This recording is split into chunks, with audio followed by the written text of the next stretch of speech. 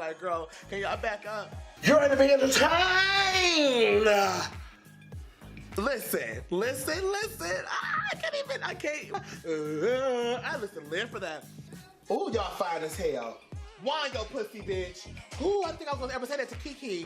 She was such a young girl. I put my pussy too, so. Bitch, let's fuck it up. Put your hands up, put your hands up. Put your hands up, put your hands up.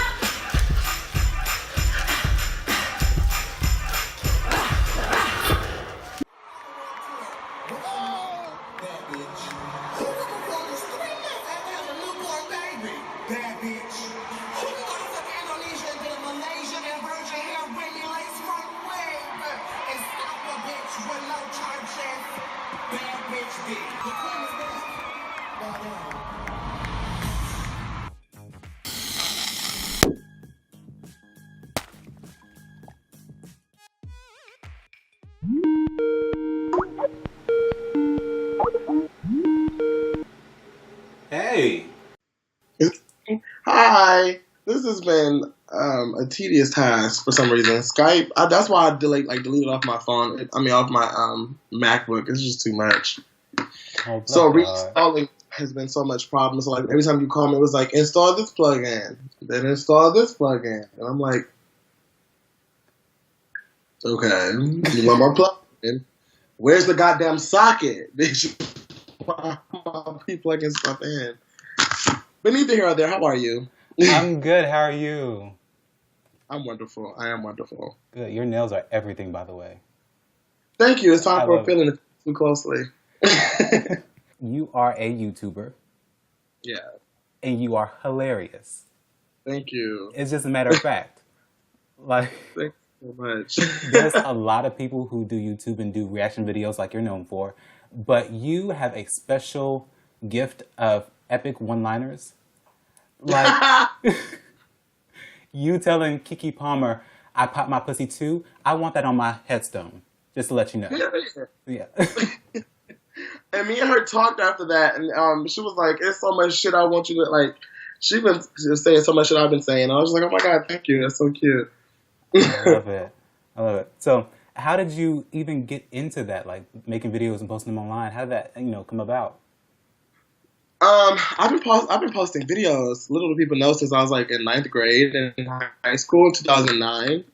I have an old channel it's on my channel. It's just buried in the channel suggestions. And it's just called Mr. Motormouth. And I did that, and I did skits and stuff, which is why I guess I'm good at one-liners. I did skits and stuff, and I was just stupid with a wig on. And I guess I was doing it before it was popular on Instagram. And so it was like no views, barely. And I quit YouTube for a long time, actually, for like about 1.5 to 2 years in my freshman year in college. And then one summer, I just started to make videos again. But the first video was Lady Gaga applause reaction. And this was before reactions was a thing on YouTube. And I was just like, I don't care. I'm just going to do this. And it blew up. And so I was like, oh, well, let me make a channel that's just my name. And, just to break free from, I guess, my alias. And I was like, I want to just do something like it's centered around me, and it just blew up over there. And I guess because I was on TV with Lady Gaga first before anything, so I was on E! News, and then me and her was on TV together on Graham Norton. So I blew up from that, and once I blew up from that, and then made my own channel, then the whole Beyonce thing, it's just everything just happened from that point on. So I just always remind people that, I make videos, like, I'm still a fan of all this music. Even though meeting these celebrities, talking to these celebrities, they're all normal people. And I think that's what keeps me just a fan of a fan. Like, I center my channel as I'm literally just the voice of your fandom. So if celebrities reach out to my management and they watch my videos, and it's like, I'm literally saying what we all think. And I think that's what makes my channel my videos so different, because everybody else is like, I love it so much. Oh my God, that was so good. And it's like, yeah, but no. Sometimes it's not. And, that's just what I love to do. I love music, genuinely. So, it wasn't hard for me to be like, make a music channel and just talk about music. I love that. And so, like, your channel is growing by the day. Like, social media is like on fire. You're talking management, like, so is this like a full-time thing now, or is it like a Yeah, hobby? I have opened up about this because I really try to keep YouTube like I try to keep my channel very like it's just me. I'm not trying to like put my like I don't know just a complete business out there, but it is and it turned into one. And I do have a manager now. I have a complete manager. I have a whole production team pretty much behind me. It's so much has been happening. Like I think I started being a full time YouTuber 8 months ago. So like around August, October, September ish. On that time, I quit my job at Target and was like, "Fuck it, I'm just gonna try." And I mean, mind you, was not making no money. I was like, I'm just gonna. I was getting monetized, but I was with a shitty company that I do not want to name to start no beef, and because everybody know about them. But I was with a shitty company, and I was like, they were like biting all my money, like thousands of dollars from me. So I was like, you know what? Fuck it. I put in the sue, so they let me go. And I just signed with Google, and then all my money came towards me. So I was like, oh, fuck it. I'm about to just quit my job and do this. And even with that, it's just not like a profitable gain. Like, it's not like, oh, bitch, I better do this for you. Won't get no money. It's literally just like, it just makes it funner, actually. It's just like you really just wake up, press record, and talk to thousands of people. You get paid for it. I guess that's the best part, So even when I get sponsorships and stuff, I try to keep it to a minimum because I don't like to keep my channel like I'm getting obviously paid for this. So, so. Come on, that's a beautiful thing. From Target to YouTube and like a full-time like entertainment job. That's entertainment. No, it is. And I was like, I was at Beat Ups for 2 years. So I was a Beat Up server. And I guess we call ourselves Buffalo Hoes. So I was a Buffalo Hoe for 2 years. And I went to Target after that. And then I went to YouTube.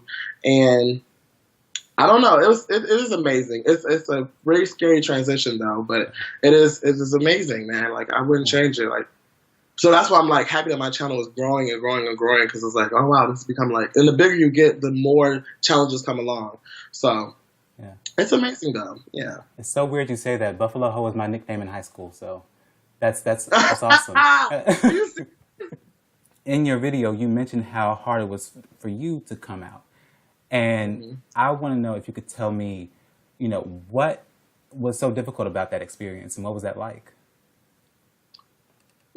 Coming out, wow, I was 17 when I came out. I'm only 23, so it's not that big of a difference. But I was 17. I came out in a mass text message to my family.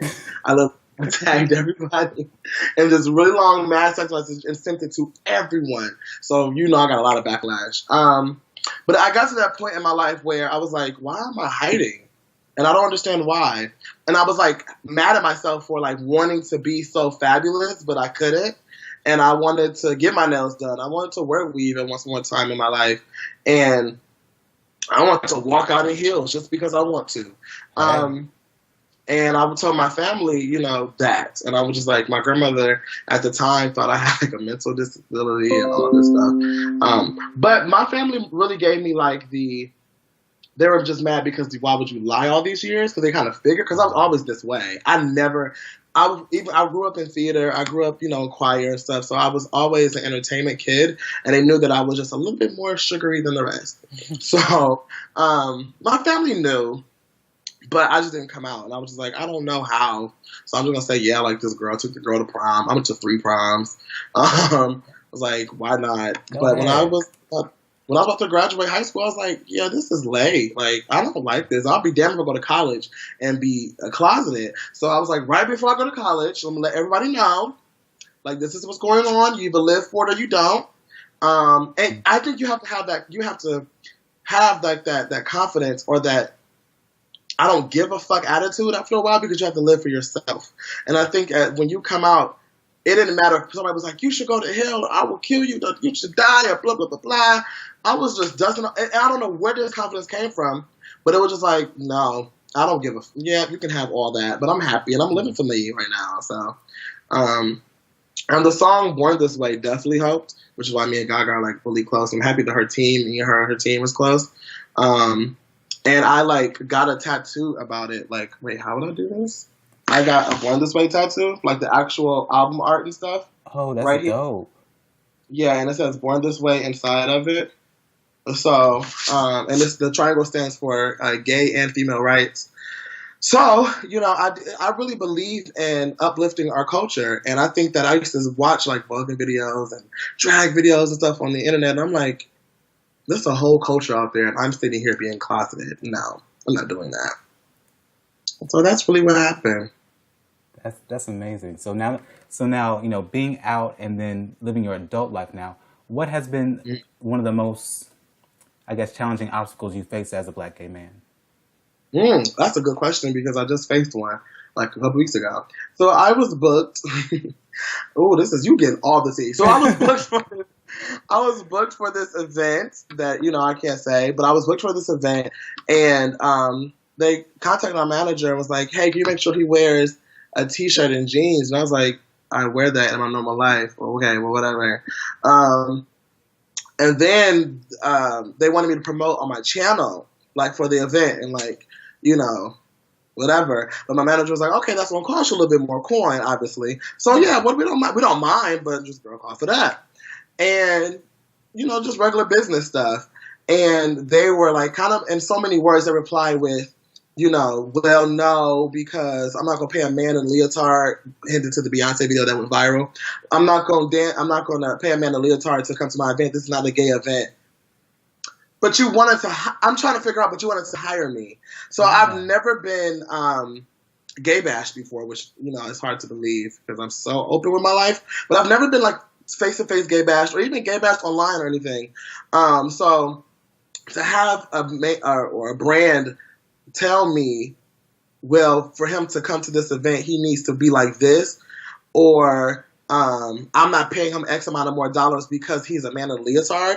It's like, wow, okay.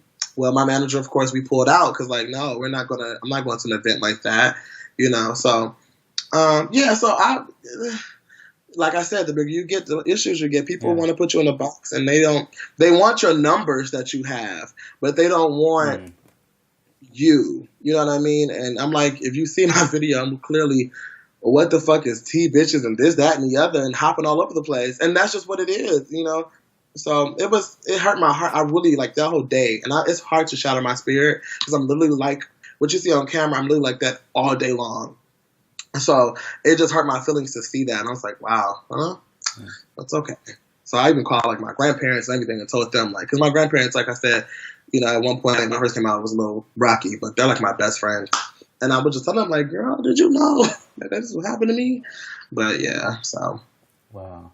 I hate that for you. That's unfathomable. Yeah, it's fucked up. There you go. I couldn't say it better myself. There you go. Yeah, it is. But that's why I use my platform to talk to my gays, because I really want them to know, like, and I did say Black gays because obviously, but, you know, it was for everybody. I really wanted people to know, like, girl, we need to come together instead of fighting all the time. You know, everybody is so shady against the next gay man for some reason, I don't know, or somebody wants to be bigger than the next person. And I always vowed that I don't care how big I get. I may take a while to get back to you because it's too much, but I swear to God I will always be available. You know what I mean? Like, and that's just how I want it to be. And I told my manager that when I signed up with them, I was like, okay, we need to make sure that the LGBT community is in the front of my whole brand. And we need to make sure that it's going to be always the key, because I know the struggles of being a gay man in America, a Black gay man in America at that. And I do not need that to be overshadowed by all these pop culture and all these celebrities, and that's cute and all. But I'm going to use this platform to let the girls know, too, like, bitch, no, I'm still here with you. You know what I mean? Yeah. Like, it doesn't matter how famous you get. It just doesn't to me. Me and Kiki Palmer talked, and I told her, I was like, you know, status doesn't divide anybody. And she was like, no, that's so fucking real. Like, you know, it don't matter how big she is, how big I am, how big the queen herself. It was just like Beyonce, like, girl, hey, hi, how are you? And that's just how I look at celebrities. Like, they're just humans. And they all have a message, and so do I. And I want to continue to do that. Yeah, and I'm so glad you pinpoint Black gay men and the black gay community, because it's such a specific group, because there's such a struggle between these two minority groups. What do you think is the cure for more acceptance of the LGBT community within the black community? The cure. Well, like I said in the video, I wanted to start with toxic masculinity. That's number one. I think that's one of the biggest problems in our black homes, because our moms and dads, or dads that were not there, or in my case, moms that were not there. People sometimes, you get taught to be a man. Yeah. And to be a man, you have to do this, X, Y, and Z. Being gay is not one of those things.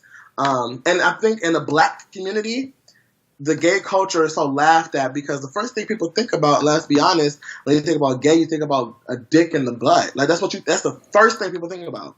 Unfortunately, and that's just the case. Yeah. And I'm like, wow. Or two men fucking each other. That's the first thing. And for some reason, straight men are so vivid with that, and I don't understand why. But for them to be so like, that's not right. Y'all really know what the fuck goes on, and they're so curious at that too. But growing up black and like a little kid, but you know something, you're different. It fucks you up, because you see that this is how a man should be. Why do I feel like this? And so now I need to closet all this. But if I do come out, I need to be not a sissy. I don't need to be a fag, and I hate saying that word, but I don't need to be a fag. Or if you see a trans woman, why the fuck are you doing that to your body? I need to, because that's just not right. That's not accepted in the hood, or with my uncles, or with my brothers, you know? So you don't want to be judged by them. So we're not as open as opposed to a white man that's growing up gay, where Billy Bob and their parents are like, oh, it's okay, you gay. Just go to school, make a lot of money, open a business, you know. That's who gives a fuck. Live your life. And that's just, it's a cultural difference. Yeah. But then again, it goes back to even just being, you know, mind fucked by slavery. Like, bullshit you not, it goes all the way back. Like, it does. Mind fucked by slavery, then you want to be gay, then it's just like, you are just not in the picture. Like, you just do not need to be gay. You're already fucked up by the white man. So I think that they think that so much is against us. But so when we are all trying to come together in the club and everybody want to have a good time, but yet here comes the status, or I have to be, you know, I'm here, you there, I've done this, you not this, I'm wearing this, you're wearing that. And it's like, right, but we are still gay, and we're still struggling in the same goddamn city. And I'm trying to figure out, what makes you better than me if you live up the street, bitch, and I live right there? I'm just, and I can only speak, like I said, and from Detroit, that's just what it is, you know. It's fighting over a dude, or, you know, some people think that it's okay. some gays watch too much Bad Girls Club, and they think they are on the show, and so they think that they have to be that top bitch. And it's like, you're emulating the female culture, but majority of the time they emulate us. So it's just like, come on now, girl, think about it. You know, that's what I said in my video too. Like how every reality star female is using all our lingo. It's everywhere. Yes. Realize who you are. Realize how powerful you are, for real, as a gay man and as a gay black man. There's so many, and people don't even know this. So many companies are wanting you, but you just got to be, no shade, and I hate to say this, but you have to be educated. Like, you got to do something. And I'm graduating college May 6th, so, which is why I'm moving to LA. So yeah, I graduate with my BA in communications. So I do this, and I'm doing it professionally too. You know, and that's what people don't understand. It goes back, man. It comes from even stepping down from being gay to being a black man. Then you got to break that down. Then you can break down being gay, and it's just like, yo, it's a double whammy sometimes. Being in, you know, the political climate that we're in now, you know, we're in Trump's America, supposedly, and with the Black Lives Matter movement being so prevalent and the horrific post-Orlando shootings that happened last year, what would you say is your biggest fear of being black and gay in America? Not succeeding and not being understood, or not getting allowed opportunities that I know I deserve because of the color of my skin and the person I choose to lay with. I think that I get upset thinking about the Orlando shootings because it was literally a down low person mad at a gay person, and that's so fucked up. And then you have Trump's America, where people still think that, and I get very offended with this when people say my lifestyle is an alternative lifestyle. That pisses me off to no end. I give lectures about that. I'd be like, alternative? Why is it alternative? Right. There's this man and woman. I need to know. Give me the tea. Why?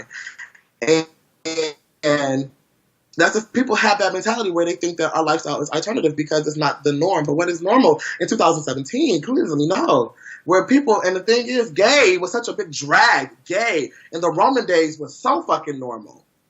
And I'm like, where in time does shit get like, no, that's so wrong. You know what I mean? So, I don't know. I do think that, but being a black man in today's society and being gay is that I feel like sometimes opportunities may not happen for me because of who I choose to lay with and the color of my skin. And then the fact that I'm very open with my sexuality on the internet, where my brand is not trying to be anybody. I'm not trying to cater to the black audience. I'm trying to cater to the white audience. I'm just me. And I think that people, I only can speak for the business I'm in. I think some brands get upset about that because they think that you're supposed to cater to just this audience. And I'm like, no. Like, and I've had straight people come up to, like straight men, like, boy, you're so fucking funny, da da da da. And I'm like, well, thank you. That is so sweet. So it lets me know that it doesn't matter what you're trying, who you are. It's about what you're producing. So yeah, that's a fear in today's society about succeeding. But I just have faith that stuff will work out. And I just have faith that if you stay to the cause and you bring up the people that desperately need that platform, like my black gay men, because I will always be here for them, then that's my tea. Like, that's just what it's going to be. Like I said in the video, I love all my gay men, but being black and gay in America is not easy to walk in those shoes. And not even being Latina. Ooh, don't even get me started on Latino and gay. So...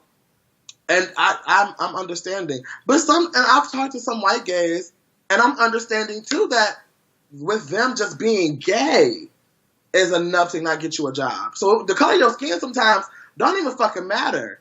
They find out you gay, it's like, oh bitch, no, you gotta go. Yeah. You've got to go. So they have to dress up to be this whatever the fuck to blend in with all the rest of the crowd. So I'm not trying to exclude the white gays too much either because I've talked to a couple since that video and they let me know like, bitch, no, it's hard for us sometimes too. I know it's hard to believe that because we've been the oppressors for so long, but bitch, the times are changing, girl. So, you know, that's just what it is. Yeah. Well, on a lighter note, you actually are succeeding. You are, you know, getting shout outs from Keke Palmer, kicking it with Lady Gaga, and on Formation World Tour with the Queen, Beyonce. So I want to know, where do you go from there? Like, what's your next step? You're a theater kid, you're moving to LA. Like, will we be seeing you doing some acting? Like, what's next for you? What's next for me? What's next for Zachary Campbell? I really want to get into corresponding. It was one of my biggest dreams when I was a kid. Was being an actor, but one of my second biggest dreams were like being a correspondent on the red carpet, having a talk show, having a ball with people. I love people. Like I love being around people on camera. So when I get to LA, one of my biggest goals is to be like a correspondent for like BET or VH1 or MTV, Viacom, period. I was on E before, so girl, call me back. But I do live for just spreading my culture on television. So my next step is to love to, be on television around like the pop culture world. So working with E and VH1 on projects, with the live, talking about love and hip hop and stuff like that. I also was looking into reality television, which is really funny. I thought I would not do that because I thought it was trash. But to be honest, I had to own up to it. I am such a big fan of reality TV. It's ridiculous. And I'm like, I remember when I was a kid. Oh my God, I'm telling you all my business. When I was a kid, I used to like put a t-shirt on my head and act like I was in somebody's reality show. Mm. Like, that's me. Girl, I was one of the main New York, Tiffany Pollard, biggest inspiration in life. Wanted to be her. So, bitch, I was that bitch on Flavor of Love. I did all of that in my house. So I told my manager, like, girl, you know what? Just let me know about some reality shows that I would not mind to do. Because I feel like my ass would be funny as fuck on somebody's reality show. If I had to live like in a Big Brother environment or like the real world or something like that, that would be hilarious. I would love to do it. So those are my next step. I want to even get into artist development. Like, it's a lot I really want to do because I talk so much shit about artists on my channel. It's only because I really know what fans want. And I know exactly what we be looking for. And it's like, girl, what are you doing? What are you doing? So I would love to get into artist development too. So LA, it's a lot of avenues for me. Acting wise, I will get back on the stage. I would love to get back on, the stage to get back to my roots. So I've been acting since I was in 3rd grade. Wow. So I would love to get back to that. So I would do that for I wouldn't even have to get paid for that. Like, girl, I would just do it just to have fun. So that's just like one of my things. But as far as like business ventures wise, I would love to be on reality TV, do some things about that, but mainly correspond, go around and just be a personality, have fun with the celebrities, stuff like that. And then I think when I'm like 30, 40, I want to, or even in my 20s, I wouldn't mind. I would love to like write or help or be on a Netflix series. Yes. So I used to want to be on network television, like my own show on network television, but I'm not here for that. My mouth is too fucked up and I can't. So they be trying to censor me on YouTube, so I can't even fucking imagine on Fox or something. So unless it's FX, here for her. She's naughty. Yeah, but Atlanta, man. Come on. So unless it's that, but I love to be on Netflix. Yeah, I definitely see that for you and more. I want a Zach Campbell show. So when that happens, let me know so I can be your first fan in the audience. Period. We're gonna fuck it up. We're to fuck it up. It's gonna be a mess. That's all I know. You are brilliant. You are funny, hilarious, and so talented. And I thank you so much for just joining and chatting with me. I appreciate it immensely. No problem. Thank you for having me. This is gonna be awesome.